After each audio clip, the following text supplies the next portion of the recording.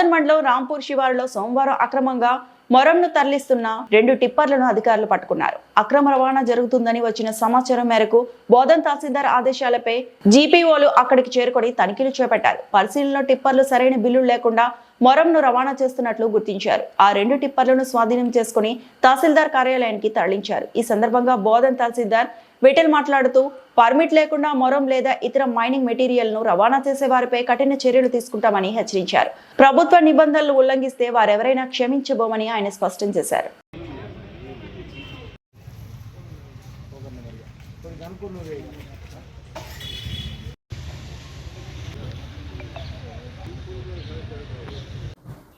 నమస్కారం. ఈ రాంపూర్ శివార్లో అక్రమంగా మొరం ట్రాన్స్పోర్ట్ చేస్తున్నారనే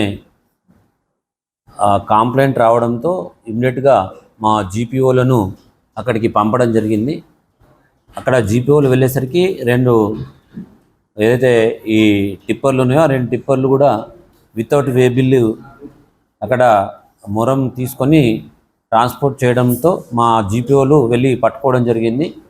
ఆ వెహికల్స్ను పరిశీలించగా ఎలాంటి పర్మిషన్స్ లేకుండా వాళ్ళు ఇల్లీగల్గా ట్రాన్స్పోర్ట్ చేయడం జరుగుతుంది.